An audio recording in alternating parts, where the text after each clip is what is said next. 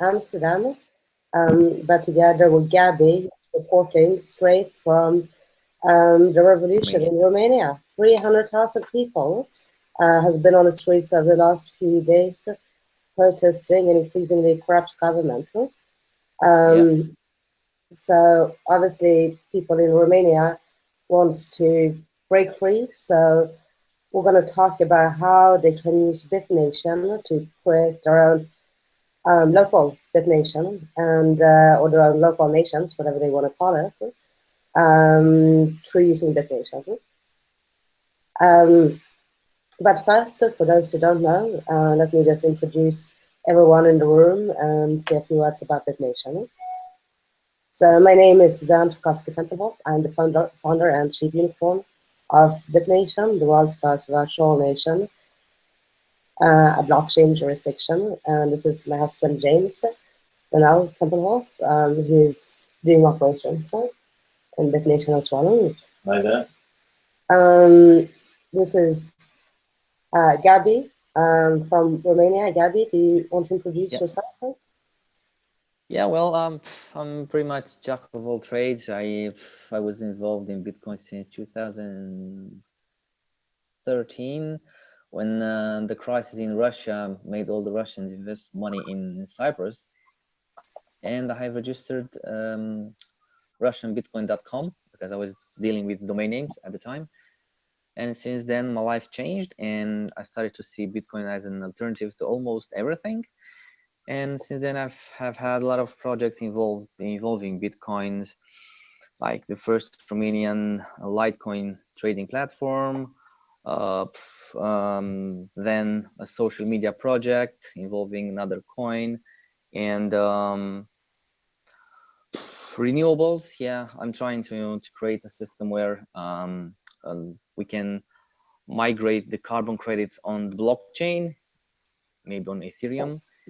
And now with this mess in Romania, I just want to implement Bitnation in Romania, because I truly believe that using the Bitnation concept and protocol and everything, we can make a difference. And yeah, and I'm pretty excited about this. So yeah, I'm pretty much well, Yeah. this is me, and you can see my profile on LinkedIn or Facebook. I guess I will post it after the live ends, and you can check it out, all my crazy stuff that I'm doing.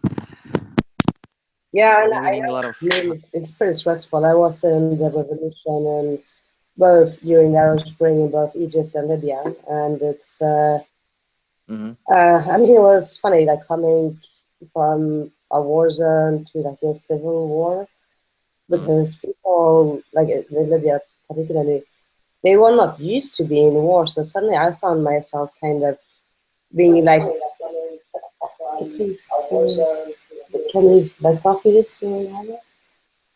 Okay, so sorry about that. Coming from a war zone, I kind of had to like inform people like how to emotionally deal with like your uncle being killed, or something like that, because I had seen it so much before, and people are like, who are used to living in a relatively peaceful country, it just comes so suddenly, and nobody like ever expected to happen, really.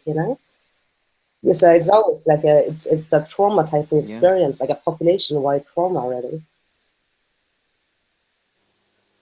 So yeah, I can definitely feel you, or can see what you're going through. Um, so anyways, so why are people so angry with the government? Yeah, because I mean, there's a decree. Okay, so what the decree says, it says that it decriminalizes several offenses and make abuse of power punishable by incarceration only. So only if the sums involved are more than 44,000 euros. The thing is that the new government says that the decree is needed to ease overcrowded in prisons. It's like we're having a lot of prisoners, but we're not. We don't have a lot of prisoners, and yeah, I mean, That's weird. really, really, yeah. So this is the why we are doing this, because a lot of people in prison is overcrowding, And the thing is that the immediate beneficiary will be the Liviu Dragnea, who is the leader of the Communist Party, and who faces charges of defrauding the state Mm. of 24,000. So basically, he's making a law for himself and for the people in the party, which is not okay. And yeah, basically, yeah, they've stated this on Tuesday night. I mean, you don't elaborate, on a law, and you don't release a law at 8 p.m. and you don't publish that law at almost 10 or something, 10 p.m. The law was published. I mean, come on, the people in they don't work at that time. The people needed to create laws, approve laws, publish laws. They don't work at 10 p.m. But they said that maybe we can um, release the law, and people would have no idea about this. But of course, there are some inside people that said that, look what they're doing. And since Tuesday night, we started to protest in all the major cities. I mean, I'm living in Iași, a small city in Romania, and right now there are like 15,000 people, a lot. And recently there have been like 30, 300,000 people, marching, protesting in the whole country.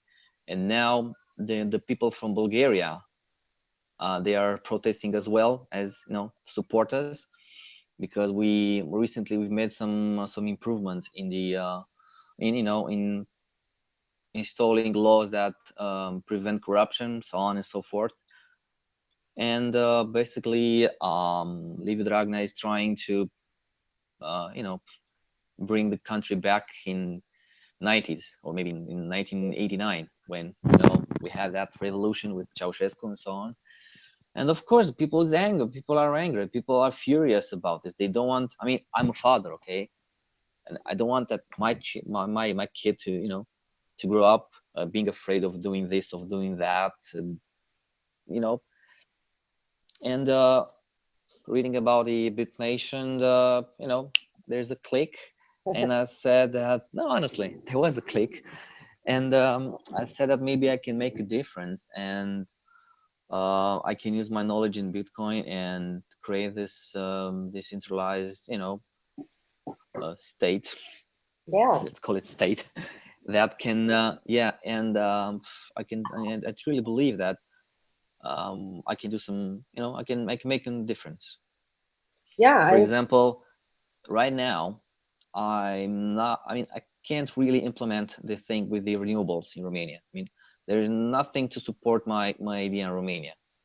For Mm. example, yeah, for example, I have a solar panel, okay, and the let's say in theory that I pay half of the power, and I just want to sell the other half to my neighbor, okay, and he Yeah. will pay me with some bitcoins, for example, or I'll make a smart contract on Ethereum that will say that uh, on a monthly basis he'll pay me if he consumes X amount of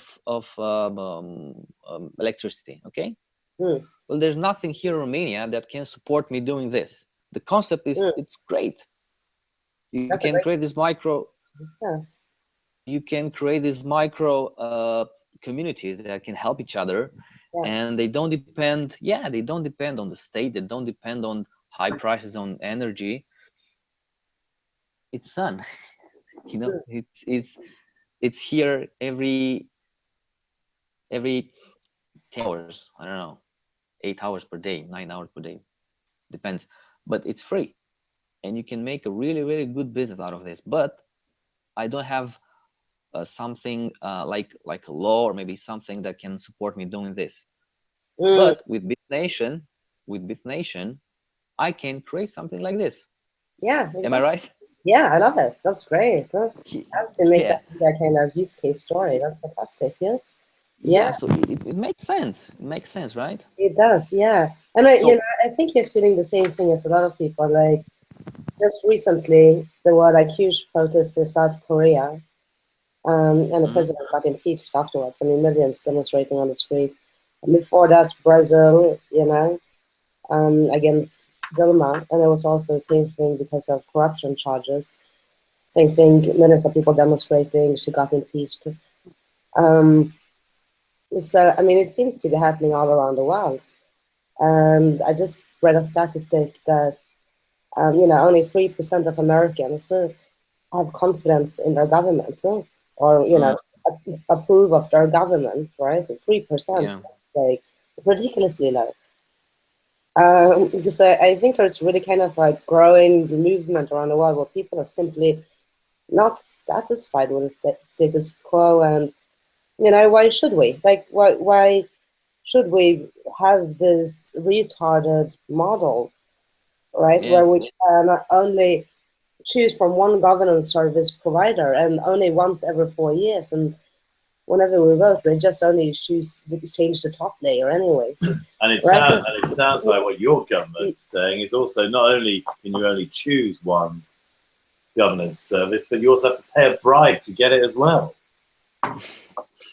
Yeah, yeah, and why should we accept that? It's just completely unacceptable. So I think mhm, everyone should start their own nation. yeah, So that's yeah. it. All right. So I took the first step. I have registered bitnation.ro. Okay. We've been Awesome. talking. Yeah. So the domain is pending now because it's a special special TLD, Yeah. and I'm still waiting for domain to be configured. And what I have in mind is to start to create like the digital Yash, the digital city that I'm living in, and create a subdomain for each city and prove that we can do something more Oh, I love digital that meta. That's virtually. awesome. Yeah. Yeah, Fantastic. so I'll have, so my city is called Yash, okay? So I'll have like yash.bitnation.ro, and there will be a link to digital, to the digital version of Yash. Oh, Alison is here. Oh God. Okay. I'm in the Hangout now. Hi, Alice. Yeah, no Welcome problem. back. Sorry about the delay starting the call. Yeah, I can just add you. Yeah, I just did it. Yes. Okay, take your time, Alison. How can I? So continue, Gabby. Yeah.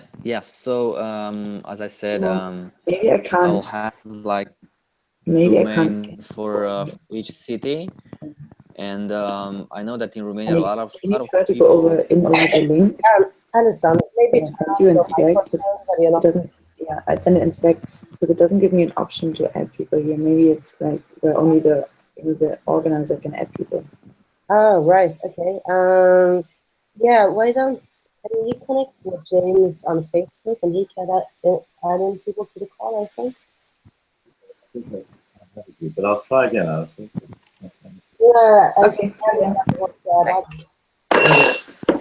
The Yeah. email address. Send the email address to Facebook, or just post it on So the wall of the group, and I'll add you. Well, we don't post email addresses publicly. Yeah. That's not our good for security. Hello. Hi there. hello, Hi. Hello. we have Hi, Julia Julia. and Alison. Yeah. Yeah. So, Julia and Alison, do you want to say something about yourself, like where you're from and what you do? Sure. Alison, do you want to go ahead? Yeah. So I work for Foresight Institute, which is a nonprofit for beneficial technologies, and that has been nanotechnology for a while, and now increasingly biotech, AI, and blockchain too. And Julia is the president of this institute. Oh, okay, cool. Well, that's wonderful. That's cool. Right. Thanks for the introduction, Alison. All right. All in one. Yeah. Yeah. So, Yeah. So Okay, so I think a good first partner when you set up a nation is to go. So we have made this thing. I'm gonna do a screen share to show you. Just give me a second. Screen share. Okay.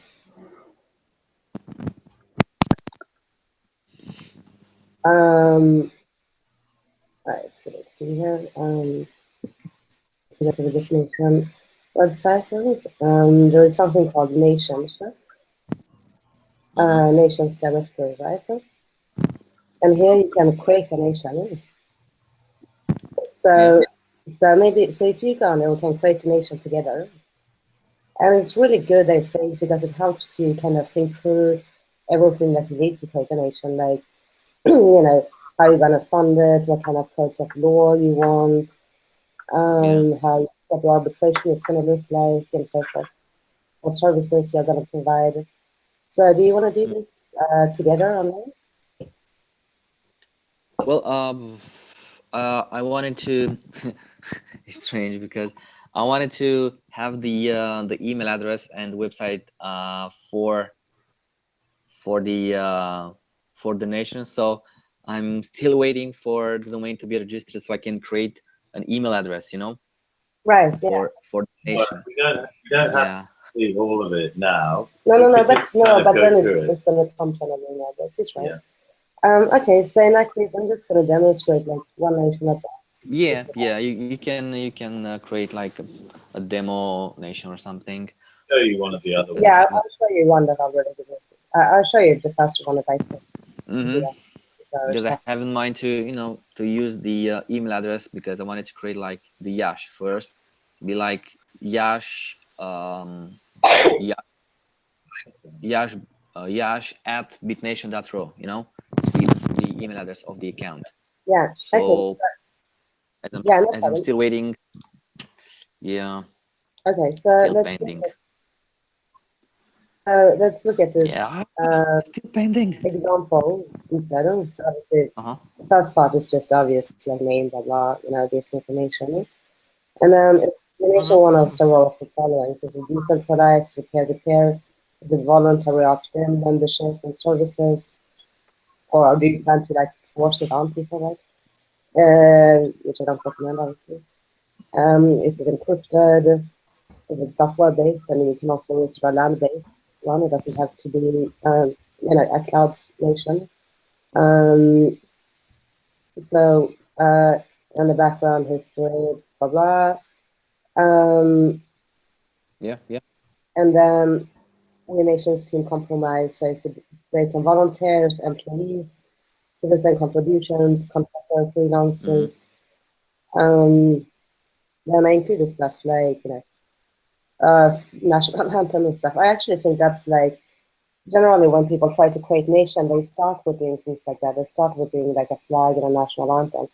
And I actually think that's kind of irrelevant. That's probably the last thing you should do. So anyone who wants to start a nation should like pay very little attention to that and much more attention to like what services will you actually provide to people, right? Yeah. So this is a really important part, right?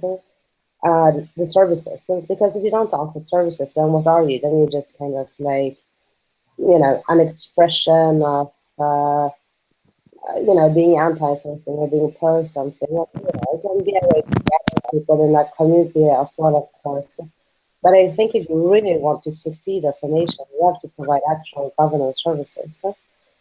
And the core services are, that any governments provide is legal services, insurance services, social services, security services, and diplomatic services. But I would say, really, if you only provide one service, you should probably focus on security and jurisdiction, because that's really the core of what a nation is, right? If you can't secure, if you can't provide those two things, for your citizens, then it's not really. Then it's not a nation. It's something else that might be awesome, but it's not really a nation. So we spend a lot of time asking in depth about services because we really want people to think that through. Like, really, what can I provide, right?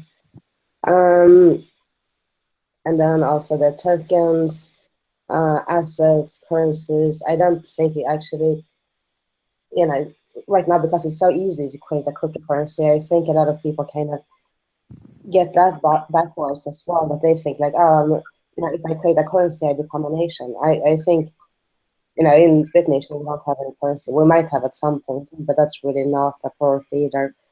Yeah. So basically, you can use any crypto, right? Any cryptocurrency in your nation. Yeah, at the moment, we're optimized for Bitcoin and Ether, but we will add other currencies as well. So we need to have our own currency or token membership. So one thing that we have in Bitnation is we'll have crypto equity. So people who buy the equity gets a dividend on future profits that we make on governance services. So here's some stuff about just security and stuff, how it's going to be managed and stored and the rest of it. So here's an interesting thing that we did.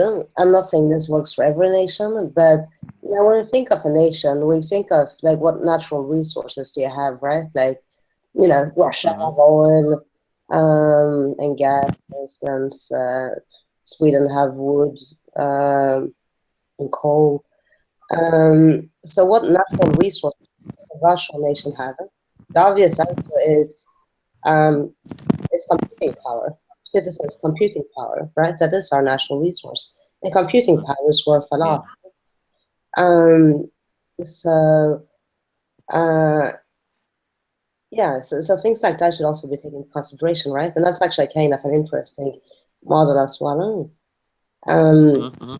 Is your nation virtual or geographical or both? And then describe your legal code in detail. So basically, we have chosen for Pangea that everyone can choose their own code of law. Whether they want common law, civil law, Sharia law, Pashtunwali, whatever it might be. Or they can even create their own code of law if they want to. So we are a polylegal jurisdiction. But that's, some nation might not want to have any code of law. Some nation might want to have a specific one or two or three. Who knows, right? So, but it's important to think through that, really, when you set it up. What jurisdiction do you want to use? So when a conflict arises, do you want to, say, oh, well, we're going to deal with it in the, in the jurisdiction of London, for instance, or we're going to deal with it online, we're going to deal with it in this case, well, we're going to deal with it on the blockchain because we are a jurisdiction. So we do it on our own jurisdiction, obviously. And then what law enforcement mechanism do you use? You can consider ID and reputation as an incentive for good behavior and a punishment for bad behavior. So that is a law enforcement mechanism in itself. You can also have P2P security and other things. And then the Constitution, right? The blockchain address of the Constitution. So you can verify that it's on the blockchain. So for this, we have used the Ethereum blockchain. What decision-making process to use, like democracy, dictatorship, theocracy. So we have chosen holacracy. I think that's the most ethical and efficient one. And then we said backfeed. We're actually not going to use them because they stopped the development at the moment, sadly. But we're building our own functions for it anyways. And here, so you incorporate it on the blockchain, basically, like a DAO, but we call it DBVM. I'll talk a little bit more about that, but here you can see the address so people can follow the incorporation. Then I'm trying to see thematic recognition, relationship, then what type of citizen do you want. So that's basically some of the core things you have to think about when you start a nation. So I will show you what we did to incorporate it on a blockchain, if you like it. So here's the constitution. Yeah. We wrote it. So I did it together with Alex van der Sande from Ethereum. It's done on Ethereum. So this is our actual constitution. This is like the fundamental articles. But it's on GitHub, so anyone can make a pull request and add to the constitution. It's meant to be like a kind of very bare bone kind of statement of intent that people then can use to develop on. Yeah. So basically, sorry to interrupt. One question. So, for example, if a nation is creating a constitution on GitHub, I believe that they can create like the constitution and the national anthem in their native language, right? Of course, right? Or is it? That's cool. Yeah, and then Yeah. so here is like the actual code that goes on the blockchain. So it tells you how many tokens there are. There are 400 million tokens. Yeah. I took a look on that. Yeah. Yesterday, yeah. So all this code is obviously forkable, right? And we have done a couple of patches because I think we'll remember like the horrible event with the DAO fiasco last year, where they lost like, I don't know, 70 million or something in a hacking. So we have a patch for that, the recursive call vulnerabilities. Yeah. So can one person have multiple? I mean, multiple nations. For example, if he want to be there of nation Z, nation Y, can he have multiple? Can he have multiple accounts? Ruling, I mean not ruling. Having the power to change the constitution or something like this, like admin roles to that nation, or one person, one nation? I don't know. I don't see why you couldn't have as many, or belong to as many nations as you want, or run as many nations as you want. I wouldn't recommend like run several nations because running one is kind of hard enough, you know. You know what I'm thinking about? I'm thinking about the gamers, because in online gaming in online gaming, they have like monthly or weekly hangouts playing games like 3 nights or 4 nights in a row. They can have their own nation, they can have their own right? Yeah, like, of course. Like Steam. Yeah, absolutely. Totally. Yeah. So this could be like a nice implementation or a nice use of Bitnation. Exactly. They need to set up a code of law for resolving disputes in online games, which I think in itself would be a challenge. Yeah. So imagine like I know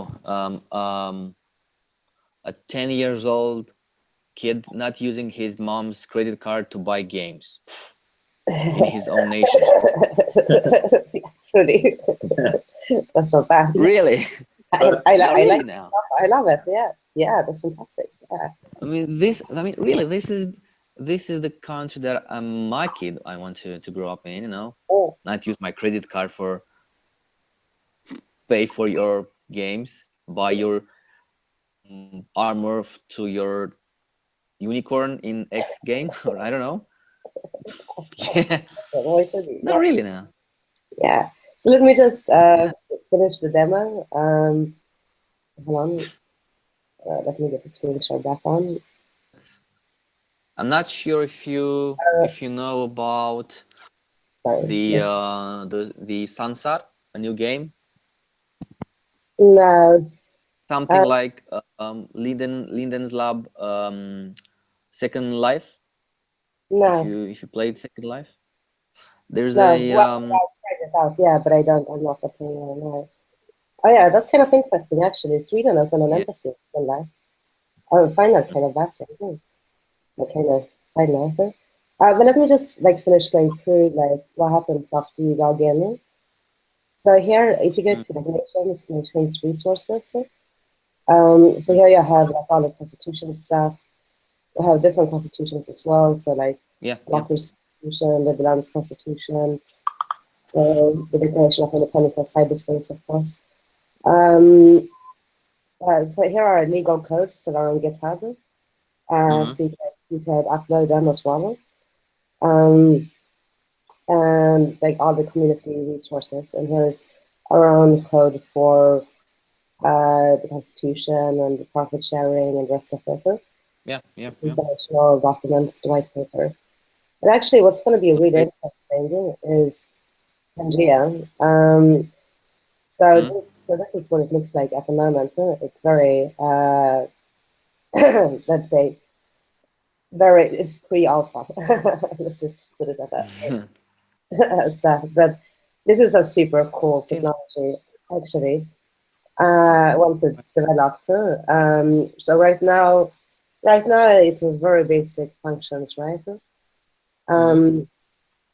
So what it is, it's basically under the hood. It's built on a protocol called Secure Scuttlebutt, and it's basically a chain of messages, if you like. So if you go up here, you can see like what pairs you are connected to. So it kind of works. It is a mission protocol. It kind of works to like broadcast messages between hubs, right? So it's like a decentralized communication protocol. So you can't, as opposed to something like Signal, for instance, you can't. So basically, I'm sorry. This is more like a chat application, right? Like an encrypted chat application, more or less. Yeah, you could say it's kind of like, I mean, it's a communication. It can be used for, here you have things, and this kind of looks more like Reddit threads, right? But here you can do like talk, and this at the moment looks more like email. Although, we're changing all the kind of if you look at it, so it looks more chat-like, because we do believe chat is the future of communication. Mobile chat applications. Yeah. But this is much more secure than for the Signal, because it's, you can't.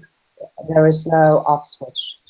It's so it's peer to peer. So it's like peer to peer jurisdiction. Exactly. So if you see here, in the top right corner, so you have something, and then we're putting in, that's what we're working on right now, is putting in the functions from Ethereum. But it's blockchain agnostic. So whenever rootstock is developed, then I'm gonna add the Bitcoin blockchain to it, and then probably other blockchains later on, which I also perceive as resilience, right? Because we're not only, relying on one single blockchain, which makes it even more decentralized. So if you look here on it's called like active holons, so you can go here like on architecture, for instance.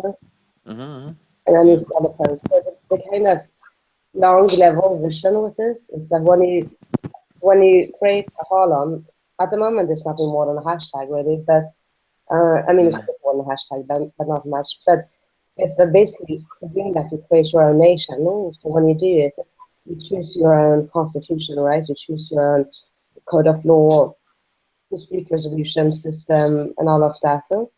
And then when you go here, you go to a person, you can see, let's say, I could upload myself as an arbitrator, even if I don't have any legal experience with this, but I can say, well, I work as a car mechanic for 50 years, and I'm used to dealing with, buying and selling cars, and I charge $5 an hour to resolve disputes regarding car sales, right? For instance, or whatever it might be. And then basically everyone can do this, So it's basically it's a jurisdiction, it's a decentralized marketplace for arbitration, and it's also a platform for people to start their own nations in. So basically here you can have free market, right? Free decentralized markets, for example, energy market, right? Yeah. You can trade carbon credits, for example. Yeah, exactly. I mean, Sorry, let me get back inside the screen share. Just give me a second. So the idea is that just through using the chat application, on your cell phone, and you can just, everything that you type in the chat automatically becomes a smart contract when you choose it to be, right? So let's say if you want to create a carbon market, you just create a contract in the chat, and then everyone who wants to participate in the contract sign it, and you choose, what jurisdiction, what code of law you want, what you put an arbitrator and witnesses into the contract, so you can do all that within like 2 minutes, right? And it costs less than $2 with the timestamping and everything in the blockchain. So it's really, it's I mean, it's kind of like a very high-powered public notary, that you just do through your own like mobile chat application, kind of, because a lot of people, if you think about it, a lot of people do business through WeChat, and WhatsApp in Brazil and China, for instance. So this is the way people do business nowadays. So why not, right? So we have adopted the product to that, right? So if people want to do business through their smartphones and solve disputes through their smartphones, then yeah, cool, right?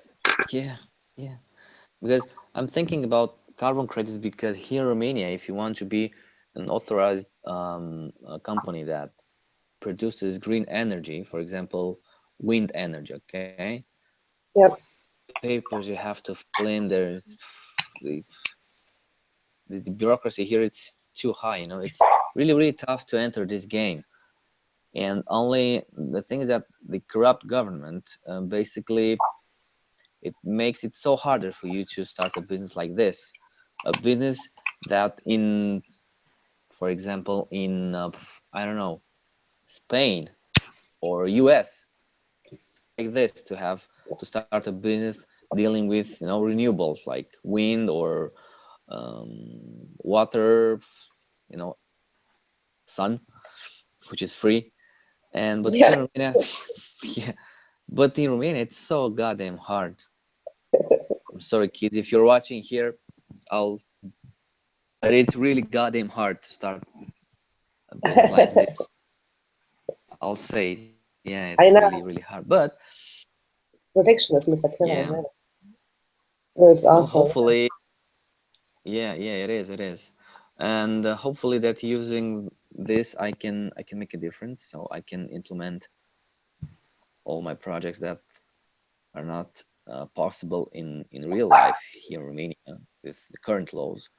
I can implement them as smart contracts on the blockchain with Bitnation, and they lived happily even after, right? Bitnation Romania. Yeah, all of them, they lived happily. At least this is what I hope will happen.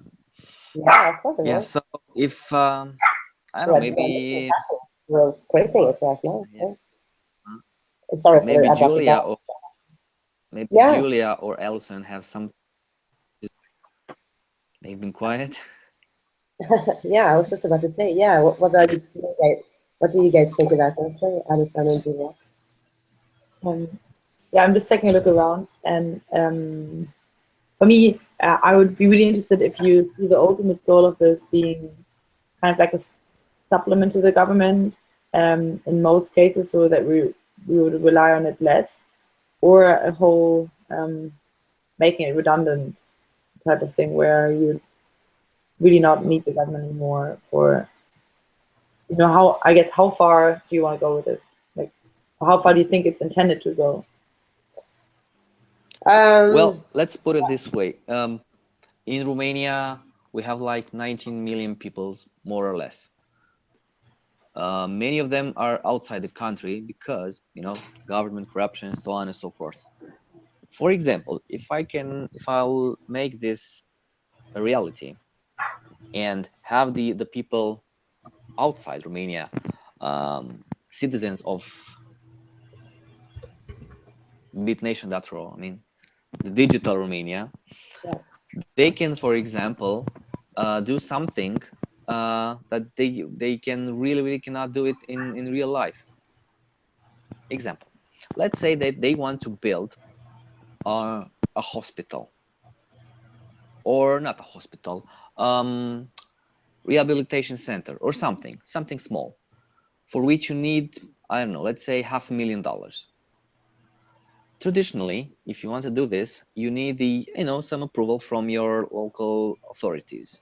But if you create a crowdfunding online on your digital city, you can make this happen, and you can have that rehabilitation center built from scratch using the blockchain, and there is nothing that can stop you, right? I mean, I hope so, because here in Romania, the salaries are, if you work outside Romania, you have at least, I don't know, let's say 1,000. I mean, they can have less, but let's say $1,000 or euros. From my point of view, if you donate like $50, and you're like 300,000 people in digital Romania, 3,000 people multiplied by math, just $50 from this, $15 from that, and you can create like to create that thing that can make a difference, like a hospital, or maybe like a rehabilitation center, or like a school, or maybe like an after school, or maybe like a kindergarten, something that or security, peer-to-peer yeah, sorry. security, so that neighborhoods are safer. I didn't got it. It got interrupted. Like peer-to-peer security, so that people are safe, kind of like neighborhood security, organize it better, that kind of stuff, I mean, we are anarchists, of course, but we are doing things to improve governance. We just don't want it to go to a centralized entity that uses violence to extort us, for money to pay for stuff we don't want to pay for, Yeah, or maybe using,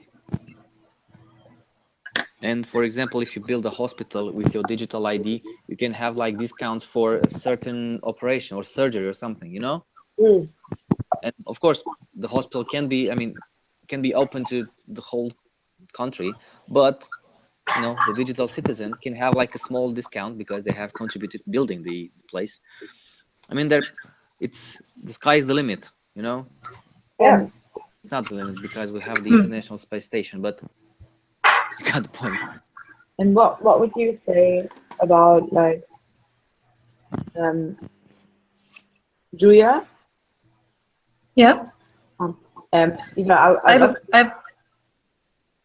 have a question too.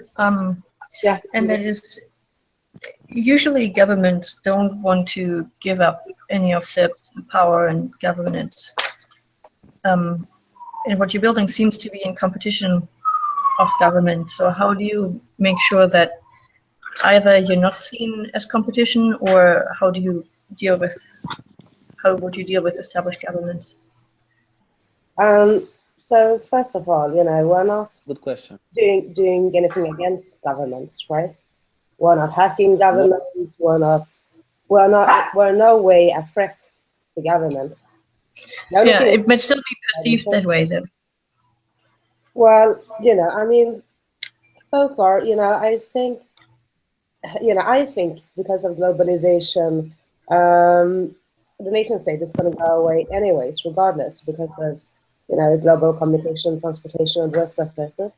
And I think it's just a matter of like how they go away and what comes after it. And what comes after it, what it looks like now is. And the thing is that right now there seems to be a shift towards more nationalization, like in Europe we've seen with Brexit. Yeah, but I kind of see that as the sign of like a dying animals, lost Christ type thing. So I think a lot of people will respond to nation state going away with increased nationalism, obviously, like we're seeing already in many places, US just now. But so I mean that's definitely a thing, and I think in some countries that we've seen it already, kind of like Estonia with their digital citizenship, Singapore with their kind of smart governance, blah blah blah. type thing. Like people are already, it's like smaller and more versatile governments are already moving to a kind of post-nation state, modus operandi. I think big governments, like for instance, US, Russia, Saudi Arabia, are more likely to kind of implode. They will become more authoritarian and more oppressive, and they will implode, and there will eventually be casualties. And that's also why it's really important that people get on Pangea, because so they can communicate in a completely decentralized, encrypted way, right? So because the threat is actually real. So yeah, I mean, it has to happen. It's not going to be easy. There will be people. It's going to be hard in some places, but that's the way the world is going, anyways. And and the alternative to Bitnation, what is it? It's UN, and UN is really fucking horrible. That's a one world solution, one world government solution, essentially, that would that would ensure that everyone had to have the same code of law, the same everything, and that's going to lead to perpetual war. For people will never agree to live under one centralized code of law. We've seen it already in small places. Like people won't even like, for instance, in Afghanistan, it worked really well. And like in one village, you had like multiple competing codes of law. Some were using Pashtunwali, some were using Sharia, and so forth. And they all had their own courts and stuff. In Kabul kind of left them alone and let them run it as they wish. And it was, fairly peaceful, right?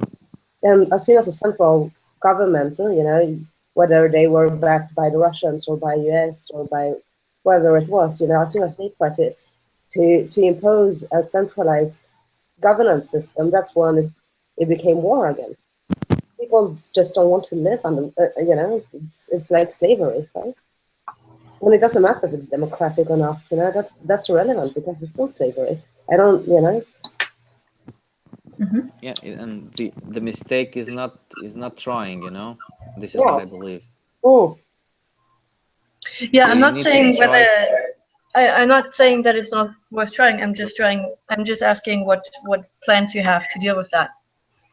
Well, I think the contingencies, obviously, we have to focus on making our software really secure. So we're gonna add in the software. Well, I'm not gonna go too deep in Canvas because it's not very interesting for the general audiences. But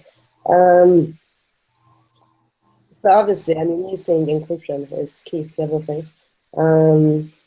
People have to be resilient as well. It's important that we also foster things like, like you were talking about solar power before, all that kind of thing. So when systems break down, and they do break down, then people need to be kind of ready to handle that, to be, resilient. Yeah, agree. So, well, let's do this. Let's do this. Yeah, let's do it. Oh, we're doing it. Let's do this. My domain is still pending. I guess it's because I paid with the credit card on Friday night. I should have been paying with my PayPal account, but now it's pending. So Have you tried? I think it's what's it called? There is one really good domain provider that takes Bitcoin. Yeah, there is. Namesheet, I think. There is. Yeah. Alison and Julia, what do you guys think of Bitnation? I'm sorry? No, I was asking Alison and Julia. What do you think of Bitnation? I really like it. I don't have a technical background, so it takes me a little while to get around, So I think it would be great if the user interface is already super easy, or like I think as easy as it can be. It would be cool if maybe there was like a landing page or something where this tutorial or tutorial similar to this would be, so that it would be really easy to use. I think when I try to buy Bitcoin, I really struggle because it's so hard to buy them. They're really not making it easy, It's true. I Yeah. agree. It's something that's not intuitive yet for the average citizen. So No, it's like pre-alpha stage, huh? And people tell me that all the time. I mean, we've been meaning to do manuals for ages, but it's just between like software development and fundraising. It's just those kind of things. yeah, it's a really interesting concept though. It's kind of like the internet was in the 90s, where it wasn't very Yeah, easy to use exactly. yet, Yeah, but yeah. there were lots of people really excited about it. Yeah. Do you remember the sound of the modem? Yeah, I actually had that as my ringtone last year Yeah. on my phone. Oh God, what memories. Are you guys familiar with the Declaration of Independence of Cyberspace? Yeah. Wow, I love that. That's my favorite poem. It's so beautiful. Yeah, but that's Yeah. already quite a while ago, no? Yeah, it was like 20 years ago or something, I think. But now we're actually seeing it happen, right? Yeah, now it's a reality. Yeah. Kids those days, they really took this as for granted. It's normal to them to have internet, right? Mm. It's really normal for them to have internet. Yeah, and it's something that hasn't been won yet that we can take for granted because the fights over net neutrality are still ongoing. Yeah, really. Yeah. That's why like our software is also network. So let's say if there are protests in Washington D.C. for instance, and Trump decides to shut down the internet. If there's only one guy on a sat phone, anyone can connect to him, right? So even if there's like a major internet blackout, so it's also. So that's also what I meant when I said we have to focus on resilience, and like. Oh, so you would have the resilience even in the infrastructure of the internet that you would provide? Yeah, we already have it. Let me do a screenshot again. I'll show you how it works. So if you look here at Pangea, so if you go up to like the top right corner, you see network sync status. Okay? So here are your public peers and local peers. So I don't have any local peers at the moment because there's no one like right here in my neighborhood or whatever who's using it. But I have public peers, right? So we are like broadcasting all the messages between us. So that's what I meant, kind of like a chain of messages. So there's no like down point. You can't shut it off. There's no way to shut it off. And if it had like more user adoption, we're not focusing on user adoption at the moment because it's pre-alpha. But then I would have like a whole list of local peers, and even if just one local peer could connect to the internet, like for instance to a sat phone or something, if internet went down or if there was like a little blackout, then the entire city could connect to that person, right? So it is a de facto mesh network, yeah. Wow. Cool stuff. So I'm just gonna stop this. Wow. Yeah, so that's also that's kind of the frame of mind, that we have to be totally resilient in every possible aspect. So we have that kind of built into protocol from the starting. Yeah, I have a question Do you that's see like a little bit unrelated to this, and it would be, what do you think about the government using the blockchain? So, do you think that there's a danger of the government first getting their hands on it and then using it rather for oppression, rather than like the original spirit of the blockchain being used for liberation and more sovereignty for individuals? Do you know of any example where this is happening, where basically the idea of the blockchain gets kind of like incorporated into the mainstream and then gets turned against the citizens, so against more power, I guess. Yeah, I'm extremely concerned about that. I mean, that is very likely to happen, of course. I mean, it's going to start, you know, with insignificant things, you know, like medical records and stuff like that. And people are kind of sharing that on at the moment, even in the Bitcoin community, like governments using the blockchain, right? And I try to kind of start to warn people publicly about it because I really think it's dangerous. So here is the ultimate fear scenario I have. If you know, governments, you know, are using biometric IDs on the blockchain, um, that that you can tie to, like, you know, a flesh person, right? Through whatever biometrics it may be, you know, like, you know, fingerprints or iris scanning or whatever, right? And then there is another kind of Auschwitz situation, you know, like a Holocaust situation, where suddenly they pick it up a part of the population, you know, maybe it's based on, you know, race or, you know, whatever, political affiliation, economic affiliation, or it can be anything, right? And then all of that is there, and they can, you know, there's no kind of plausible deniability, and you know, So execute. what if a government, sorry, what if a government tracked immigration? So Exactly. So so that's people that would migrate into the country, and then once their visa expired or something, they would um, they would be notified automatically.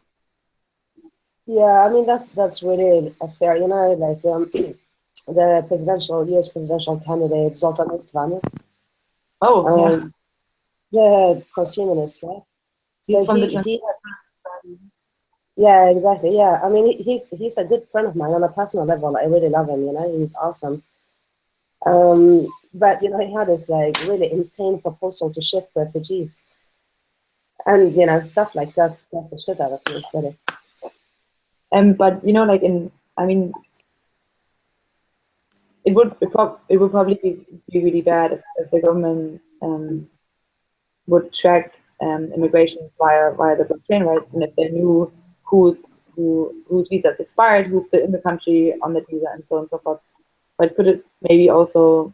I mean, I'm not trying to defend it in any way. I'm just asking you for your honest opinion. If you think there's anything positive to it, because it could, for example, allow people who are in a country and who've lost their passport, but you know, who are being made to work by companies, you know, that take away their passports or something. Do you think there's any positive instance of them knowing that, hey, you know, here I have this record that actually shows that I'm here on a visa, and even though I lost my passport, you know, I'm like, this information is stored. So could it be used for empowerment for citizens too, or is it, you think, just a I think it could, but I don't think it's worth the trade-off. Um, you know, of course, there's always something positive about technologies, right? But it's the danger of it is too great. You know, and I took the Holocaust as an example, but you know, Rwanda, Bosnia, etc. It's like happening all the time. Myanmar with the Muslims now, it's happening like in recent modern times, right? So it's like very much something that can happen any day. Um, so you know, I think that the answer, the solution to that problem is really pseudonymous identities, right? So that people own their own identities, choose what data they share. They don't have several different identities.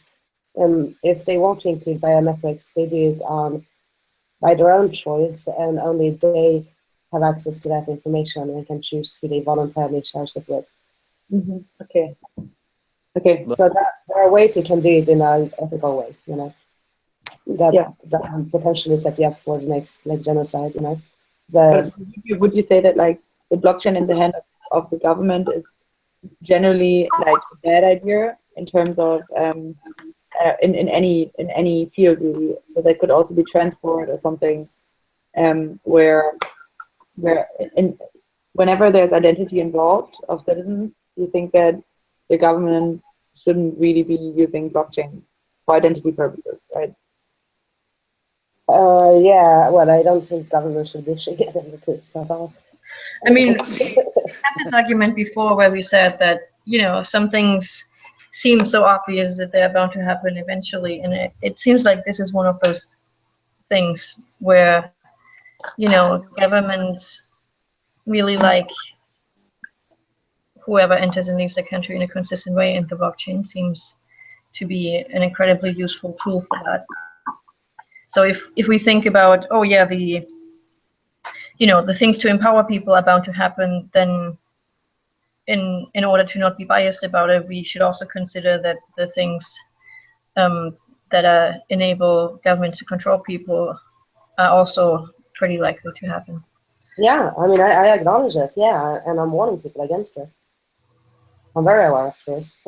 That's why I don't share on government adoptions of blockchains, you know. A lot of people in the community see, you know, the government adopting blockchain for land titles or voting, saying, oh, it's fantastic. You know, we are making a change type thing, and I don't think so. I think it's just Is it possible for a government to use the information on Bitnation to get information about their citizens? Like if, you know, if somebody has a virtual passport there, or what they're doing there, is because it's all transparent, right? Yeah, but it's all pseudonymous, right? Oh, it's all anonymous, so there's no link to your identity or to your like physical person. It's not anonymous, it's pseudonymous. So pseudonymous, you know, so you're not anonymous. Anonymous means that you know, nobody knows who you are. People know who you are, you know, because you have a reputation based on your interactions, based on your merits. But they can't tie you to a specific flesh person. Yeah, but if you once you interact with the real world, if you know, if money is involved in such, then there would be some challenge coming up, making sure that all of that stays anonymous. Pseudonymous.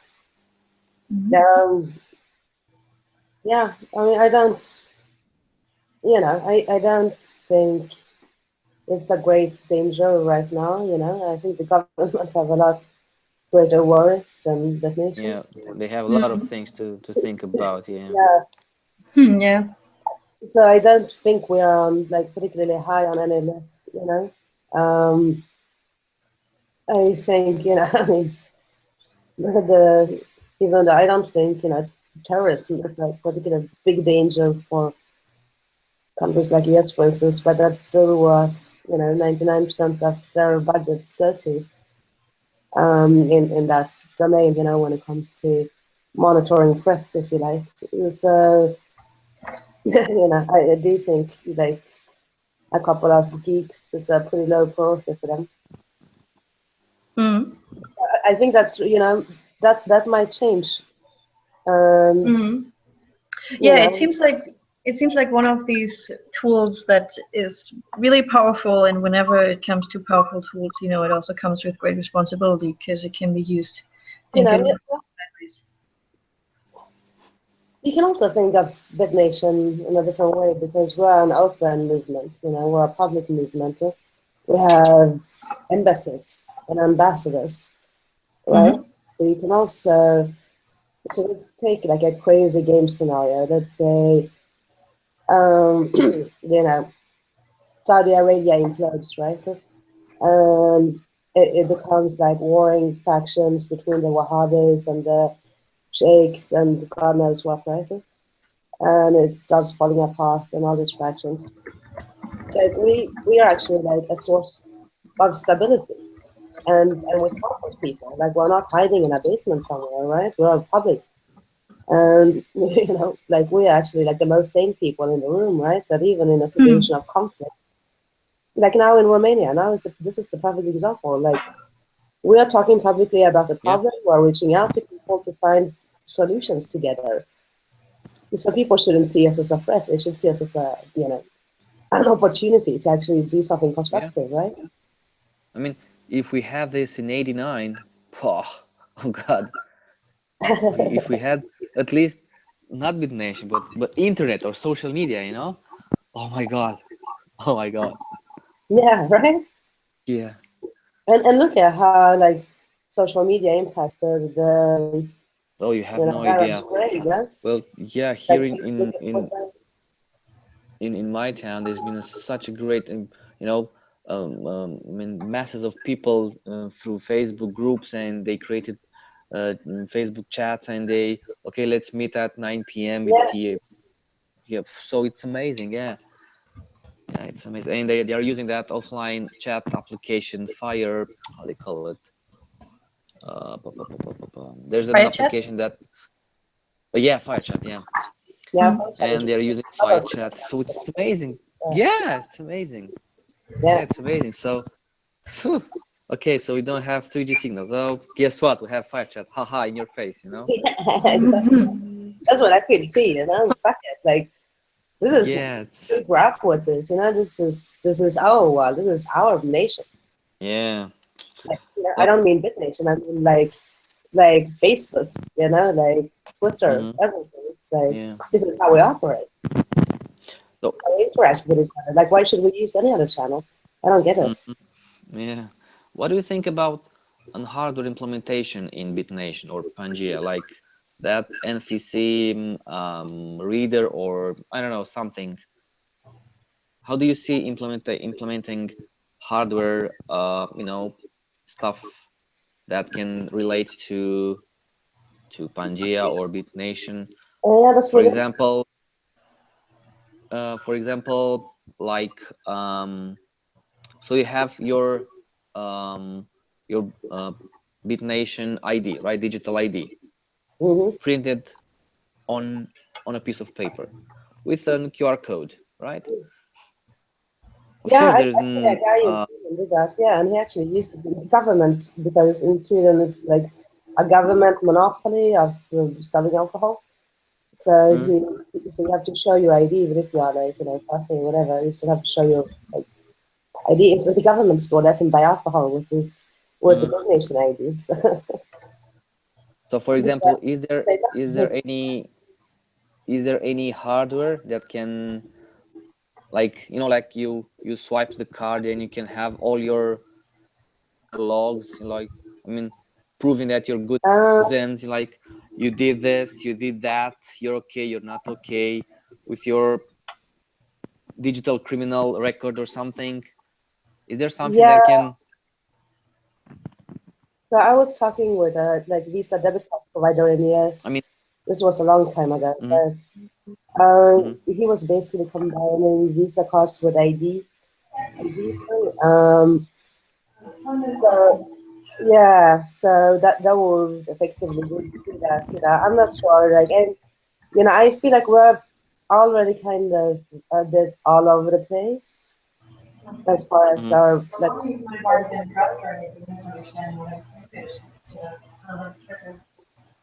Sorry, Julia, what did you say? Oh, I didn't. Someone else is speaking in my room. I'm gonna mute the phone. Okay. Um. Yeah. So I and there are people doing those things better than we do, frankly. Like Money is a company that has great credit cards, and there's Uport and Identify for identity. Focus on our kind of core service proposition, which is jurisdiction. But one of the things we have been discussing though, because of this whole mesh situation, right? Mesh network situation is what's called sneaker nets. I don't know if you guys are familiar with sneaker nets. So basically, sneaker nets was like big in Cuba because a lot of people, most people didn't have internet, obviously. So basically, what they did was storing all the data on like devices, like USBs or even floppy disks or whatever it might be, and then like give them to people, like actual physical sneaker nets. Yeah, So we've been thinking of ways where we could use something like maybe like a Raspberry Pi type of device, but like yeah. a Raspberry Pi as a kind of sneaker net device. and that have it coupled with like your identity and like all your communication logs and contracts and everything. So it's like kind of pre-programmed to like keep your whole system alive wherever you are and be able to like hand it over type thing. So, or at least, well, not hand it over, but you know, I mean, obviously you have your own codes, right? So no one else could open it, but so that you always have like copies with you that you can store. So, or pass messages on if you want to. So basically, I think if you go down the hardware route, it will probably be more in terms of like sneaker nets. Or maybe like Trezor or something like that, like hardware wallet with something encrypted with a password. Yeah, we do have a hardware wallet actually. So I mean, so this is a guy who came from Slovenia, I think. No, Poland. I think it's Polish.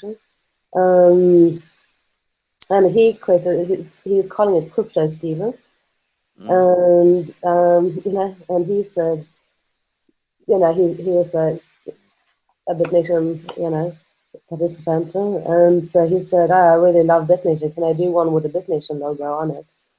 And I was like, yeah, that's awesome. That's so cool. So we do have a partnership kind of with Bitnation. So, you know, Bitnation citizens get some discount on the hardware wallet, and it's a really cool hardware wallet. Really kick ass, and you know, and they use our, you know, whatever, like logo and everything. Yeah, that's cool. Well, so yeah, I think it would be interesting to do more partnerships like that. Yeah. Yeah. But the sneaking thing is really interesting to think about it. It's like, you know, kind of like complete outage situation. That could be really key actually. Yeah.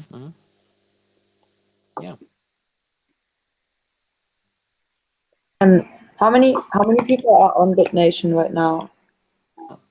And how do you like? What's the? I guess like growth rate is a bad word for it, but you know, like where do you? What are the next like interim steps that you look forward to? Well, so it depends on what you mean with on Bitnation. So there are about 5,000 people right now who signed up as citizens, and another like about 100 nations, and you know, maybe 50 embassies or something. But that's like on the website, which is not actual software, right? I mean, the website is just like something we set up as a proof of concept, but it's, you know, completely decentralized and unencrypted. So, you know, it is Bitnation obviously, but it's not like Bitnation, right? So on Pangea, the software, yeah, I mean, we have to make. Just. Sorry, what did you say, Gabby? No, I said that it's still in its early stages, right? So it's it's pre-alpha, yeah.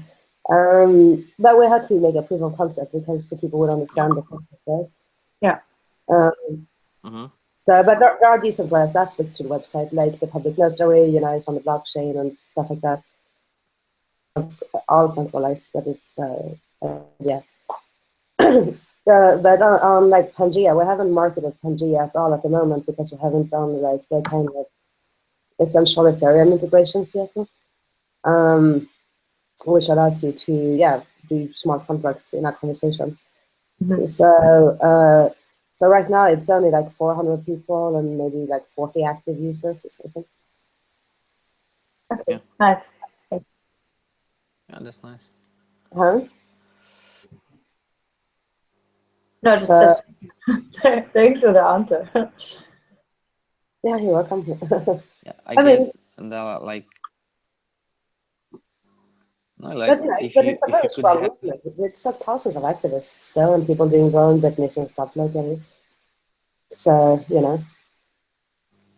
So for example, imagine in a case of a refugee crisis, right? So let's say that, I don't know, 300 refugees, they're trying to enter a state, right? And they don't have visa, they don't have nothing but of Pangea. Okay? And what if you could have like a mobile solar device that can prove they have, yeah, really, they can prove they have an identity, and like a Raspberry Pi, as you said, like with, I don't know, a mini solar panel with an external battery, Yeah, and I love it. two GSM modems, Yeah, multiple, resilience, multiple GSM networks, and I just want to say that I have to leave now to the next hour because I have another thing coming up. But thank you for answering my questions, and thank you for doing this session. It's been really interesting, and I think you work on some really important technology here. well, thank you so much for participating. I would love to check out your institute if you want to post a link or something. Yeah, sure. And Alison is at the Institute too, so she can also provide you with more information. You should be able to see my email from the way when I send up. It's just my first name and last name at gmail.com. And Alison can provide you with my info as well. I will. Okay, that sounds fantastic. Thank you so much for being here. Yes. Yeah, thank you very much. Take care. Bye-bye. Bye. Bye-bye. Okay, thank you. Bye. Okay, so you know what you should do? You should go here. Like I show you. Let me go on screen share. So, and I'm addicted to screen shares. So when you go to projects, you know, so if you set up, I guess that will go under like infrastructure proposals, really, or global. Yeah. I know the menu. Yeah. So set it up as I've a proposal and see. I've been supporting Iman with his with his project. Oh yeah. With the spaceship. Yeah, you know, because I have like a similar project with my project. Oh yeah. With my crypto space initiative. So this is how I met Iman. Oh really? So yeah. So I guess I'll make a proposal, because picture this, like an ambassador, okay, like an ambassador from Pangaea, can represent those refugees with this handheld device, a solar powered device with an external battery, 2 or 3 GSM modems that can work with different carriers, okay, and have like a mini LCD or something. They can quickly connect and show, look, these people, I mean, this person, it's okay, it doesn't have like criminal record or something, it's a refugee, okay, it's a refugee, it's a genuine, it's not a terrorist or something, or it's not trying to, you know, it will be interesting, you know, to have like a way that you can prove that it's a genuine action, like not like a revolution or something, you know, like a terrorist act or something. Yeah, I'll be right back. I'm so very. I'm just rubbing a beer for myself. Yeah, no, I think that it will be interesting, you know, to have like such a device that can browse through the blockchain and check for the records, because it's easy. Of course, yeah, but there are already a lot of people doing it, you know, but not with a hardware component. The hardware component is still lacking, so that's an interesting inclusion. Something kind of emergency electronic emergency package, when you know that you can have, to kind of keep all the. I think I will think about it and make that proposal. Yeah, and I'm sure we could like just buy like a bunch of Raspberry Pis. I mean, they're like $4 each. It's nothing. No, I have. In fact, I have everything: the Raspberry Pi, the solar panel. Yeah, because I'm working on my project with my carbon credits, you know. So that's awesome. All right, so let's do that. Yeah. Yeah, definitely. I need to think about it. Yeah. And then you can host a Pangaea pub, you know, so you also help others go online when they are out of internet. So everyone, Yeah. do their own. Yeah, or maybe, I don't know, create handheld device that can help refugees, like, I don't know, sharing the internet connection, for example, right? Nice. Well, the Pangea does stuff automatically, right? Mm-hmm. So, Well, at least people can download Pangea. I mean, they can access Pangea. They can't necessarily access the rest of Pangea, but they can access Pangea. oh yeah, you're right. Yeah, So, yeah. And yeah, it would be interesting with something that can. I mean, Yeah, but I'm sure we could build that as a plugin on Pangea, that like some kind of browser like access. Yeah, like a VPN or proxy or something, for yeah, not accessing only the Pangea, but actually the internet, because you need to find out what's happened in your country, for yeah, example, and you need, like, I know, BBC or CNN or something, and you need to check the news, yeah. and right, or maybe you can have a person that can broadcast all the important news on a nation, like BBC Nation, right? I like And they that can idea. Yeah, broadcast. that could be a good way to solve it. Just have like Yeah, one and Holland that for kind of example, thing you solve don't have internet. all news channels. Yeah, Yeah, so you don't have internet, but you have Pangea. yeah, and Well, you that's don't have, yeah, really, and you can have like kind of actual, like RSS feeds, really. Yeah, yeah, you can have like of real life of people working in, like at BBC or CNN or something, and they can broadcast the news on BBC and then on Pangea because yeah, they have internet, right? yeah.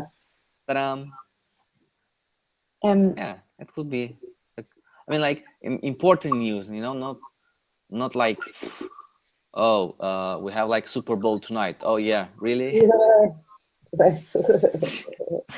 Yeah, You no, know, like only like, things that kind of concerns security situations. So, like, yeah, no, unrest here, or like executive decision here, or whatever, executive order there, or like stuff that mm-hmm, concerns people's safety. Just mm-hmm. narrow it down. And they can have, um, and of course they can have like a second salary from Ethereum, from donations from, for example. I mean, refugees can pay like a small amount of Yes. Ethereum or something for providing good and real and not fake news, right? This could work. Like our reputation curves and stuff. Yeah. I would love your like advice on something.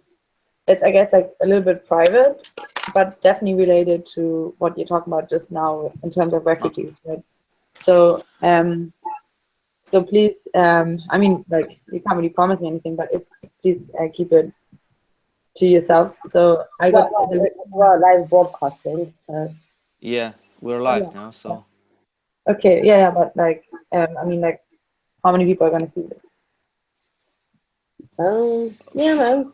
Who knows if a newspaper picks up on it? I've done hangouts with like 2 people that ended up being watched by 10,000 people. It's not impossible. So That would be something that. the it's like result you will can be, formulate it in a way that doesn't like put you at risk. Yeah, I think. Yeah, I think knowing this, I might contact you in private, and I think that would be better probably. yeah. Well, if it's a problem of general interest, if you can just formulate it as just in a more neutral way, that doesn't reveal any. Yeah, I prefer, I guess, to write to them. But thanks a lot. Okay, no worries. Yeah, feel free to do that, of course. Are we friends on Facebook? Um, I'm no, kind of actually, I'm even asking that. I should say, are we friends on Pangea, but, yeah. Well, now that gives me an incentive to really go ahead and create a profile. yeah, right. All right. Yeah, I think I'll divert to that then. But yeah, how do I give you? Because I think Julia also, might want to like to stay in contact. So I'd love to give you the contact details. Are you the person in control of the Facebook group? What Facebook group? Bitnation Governance? The Pangea or the Bitnation? Bitnation Pangea. Yeah. You mean the Facebook page? Yeah, because that's how I got the code to sign up. That's how I got to sign up. Oh, Or yeah. I mean, yeah. what's the better way? What's the better? I'm a creator of the page. Yeah, I mean, there are like 10 moderators or admins or whatever you call them. But yeah, or you can just email me. Okay. I'm not Okay. so boring and old-fashioned, but it's kind of straightforward. Well, in case you want to look up the institute that I'm working, or that we both are working for, it's called Foresight Institute, and we've done a couple of things related to different technologies. But one of the debates that we had in the last event that we hosted was on alternative. Well, it was called Goodbye Nation States, and then alternative forms of government, such as blockchains or general ways of creating alternative communities, that's awesome. Like setting and my name, yeah. So I think that might be of interest, and like I'm really excited about that. Yeah, about the Nation project, and I'd love to be updated on that one too. It sounds like a really valuable, like a very valuable contribution.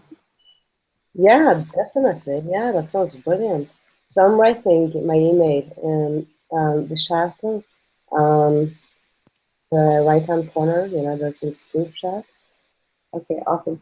Yeah. And yeah, if you can like put a link to the institute in the chat, that would be cool as well. Awesome, I'll do that. I really enjoyed that. I always think that. Sorry. Thank you so much for your time. I really enjoyed it, and I think walkthroughs through a website like that are really helpful for me. So that was really useful. Yeah, I'm so sorry. We're not kind of quite there yet with the UI UX user manual sort of that. It takes. No, it just. I think for people who are like specialists, like you guys, it's fairly self-explanatory. But then when a layperson like me comes to it, and it's like, oh my God, maybe like what we always say in the nonprofit world is that you have to do it for people to do good. Yeah. So, and I think the thing holds there. You have to make it as easy as possible for people to sign up, so that it's really they have no excuse and that they're inclined to do it. Oh, I agree, and don't blame your knowledge. Like even hardcore techies are like, but what is Bitnation? I get that question all the time from everyone. It's really. Okay, that's good to know. All right. So Alison, I think you should give yourself more credits, because right now you know more than 95% of the people. You know about Bitcoins, no, honestly, you know about Pangea. So you're not a newbie anymore. So congrats. Yeah, definitely.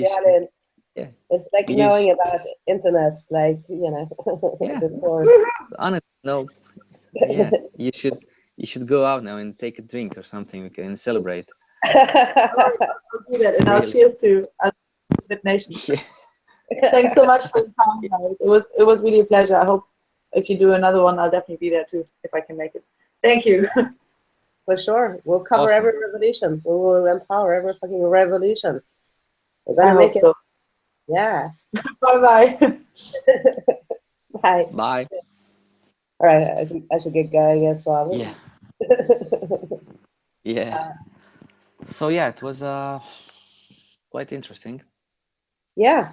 So whenever you have the .com set up and you fill in the thing, and you have the Pangea client running, give me a call and let's see again what we can do to like spread the word, right? Yeah, of course. Yes. And I'll think about next the. We will promote it. Yeah. Right? I mean, next we promote it amongst invite more people. Like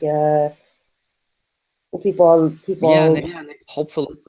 hopefully they'll be home. There will be no more protests, you know, and they'll be able to join because right now I think there are more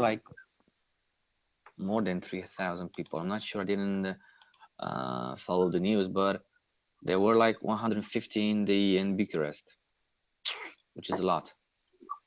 150 people in Bucharest. Yeah. After 10 p.m. I saw the news and it's crazy. So yeah, well, thank you for your time. Thank you. Yeah, this was a lot of fun. I enjoyed it. Yeah, me too. Okay, so keep in touch, right? Yeah. Okay, let's talk like next week again. Okay. Yeah. Yes, bye. Bye.